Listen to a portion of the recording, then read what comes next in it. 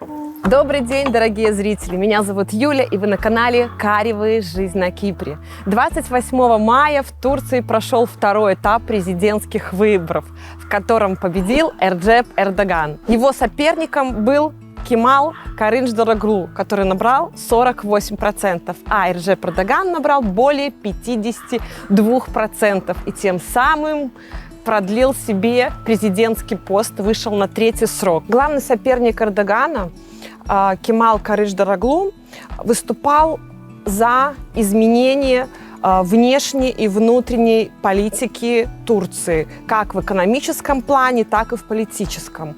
В свою очередь Эрдоган выступал за стабильность, безопасность и процветание Турции, и тем самым выиграл президентские выборы. Как только объявили результаты, то многие жители Турции вышли на улицу с флагами, с танцами, с песнями, радовались и выражали свое восхищение действующему президенту. Также некоторые выходили на площадь, выезжали на своих автомобилях, сигналили и выражали свое несогласие. Но, тем не менее, выборы прошли спокойно, без серьезных каких-то волнений, чего очень многие боялись. Некоторые туристы даже не приезжали на курорты в Турцию как раз по причине того, что грядут президентские выборы, и это может быть небезопасно. Но все прошло спокойно, без каких-либо волнений, каких-то противостояний, несанкционированных митингов. И в свою очередь президент Турции Реджеп Эрдоган выступил на площади перед народом, поблагодарил всех и пообещал процветание Турции. Какое будущее ждет Турцию?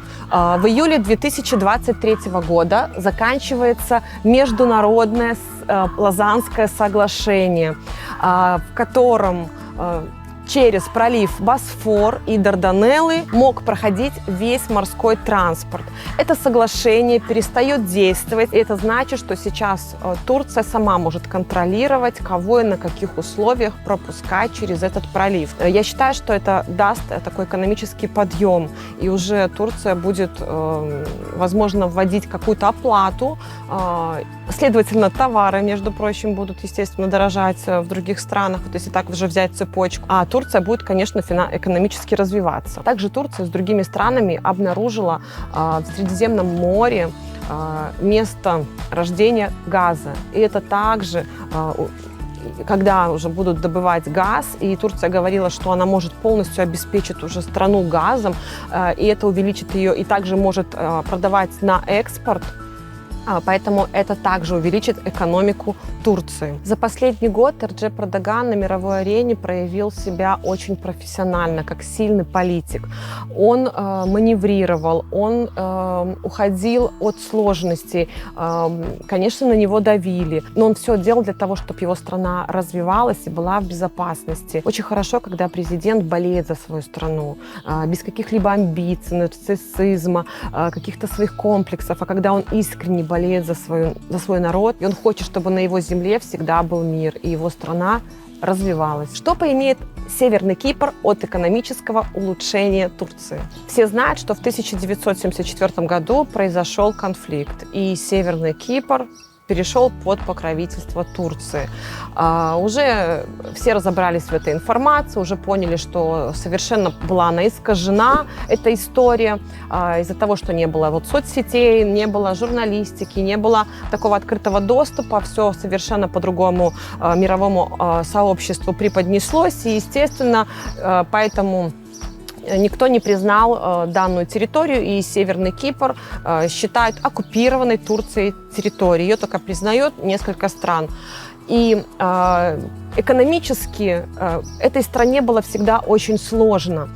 Здесь были эмбарго, запреты на ввоз продукции. Сюда инвесторы не инвестировали. Здесь не строились такие отели, как строятся, например, в южной части острова. Не открывались торговые точки, следовательно, не было рабочих мест, и заводов нет, и, в общем, и много-много-много всего. И поэтому только благодаря Турции, благодаря финансовой помощи Турция не дает займов Северному Кипру. Она выделяет средства для Северного Кипра безвозмездно.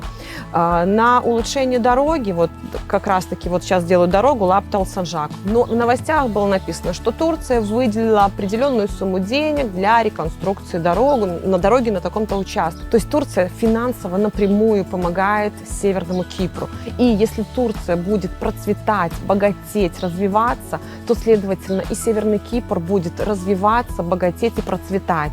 Но из-за того, что вот появились такие, как вот у нас канал YouTube, появились многие люди, которые рассказывают про Северный Кипр, и уже люди не боятся инвестировать. Да, еще, возможно, крупные сюда инвесторы не пришли и не строят здесь какие-то заводы, не строят какие-то очень крупномасштабные проекты, но, во всяком случае, физические лица сюда уже инвестируют в свое будущее. И очень важно, что для некоторых это как плюс, что это оккупированная территория, как ее называют, потому что здесь никто ни из какой страны не даст запрос, где находится человек. Он приехал на Северный Кипр, испарился, вылетел из Турции и улетел куда-то. Никто из-за того, что непризнанная страна, сюда не даст никакие запросы и не получит никакие ответы. И также, если вы сюда вкладываете свои финансы, то у вас не спрашивают их происхождение. Северный Кипр очень разный, как своей природой, так и своей публикой. Здесь есть места, где живут турко-киприоты, местные жители. Есть места, где живут приезжие люди на постоянном местожительстве. Есть места более курортные, куда приезжают отдыхать. Он настолько разный своей природой, что каждый сможет найти то место, которое ему по вкусу. Например, район Эсантепе своей живописностью, своим спокойствием, своим таким комфортом, и я бы сказала даже сейчас лакшери, потому что будущие проекты — это уже уровень выше среднего, это уже уровень лакшери. Там уже есть проекты с виллами за 2 миллиона и выше, кстати, которые уже практически распроданы. Также есть район Эскиле со своими шикарными пляжами, со своими комплексами отельного типа, где очень нравится людям отдыхать, также нравится некоторым и жить. Также есть район Гирны, очень живописный. Здесь также много людей приезжих, также много местных, студентов. Здесь нету таких шикарных комплексов с аквапарками, с саунами, хамамами. Здесь немножко другой формат. Но здесь такая более городская жизнь. И плюс еще Кипр развивается, где-то что-то появляется, все новое и новое. Также, например, район Гюзельюрт. Это апельсиновые плантации, клубничные поля, гранатовые. Там есть комплексы с песчаными пляжами, с красивой инфраструктурой, такие уединенные, и достаточно они бюджетного варианта. То есть каждый может найти для себя на Северном Кипре то, что ему нравится, и под свои цели. Кто-то хочет купить для сдачи в аренду, кто-то хочет купить для какого-то прироста капитала, кто-то больше хочет купить для жизни, кто-то хочет для будущей жизни, для настоящей. В общем, кто-то просто хочет спасти свои деньги. Он не хочет ни сдавать, ни жить, просто он хочет вложить, пока вот не успокоится какая-то вот мировая вот эта ситуация. Поэтому мы живем на Северном Кипре, нам он нравится, мы путешествуем по нему, и мы в него очень верим.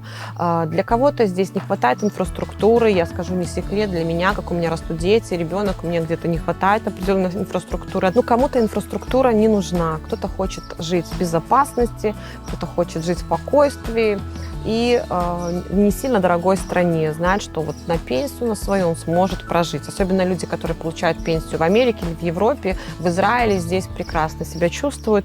Северный Кипр прекрасно подходит людям после 50 и с маленькими детьми для постоянного проживания, а также людям, которые хотят, чтобы их дети получили образование на английском языке. Дорогие зрители, мы благодарим вас, что вы досмотрели это видео до конца, и мы верим в наше светлое будущее. Пусть у каждого оно будет своим, светлым, спокойным, мирным. Если вам нравится наше видео, то подписывайтесь на наш канал и ставьте нам лайки, а также жмите колокольчик, чтобы не пропустить последние новости на Северном Кипре. До новых встреч! Встречаемся на Кипре!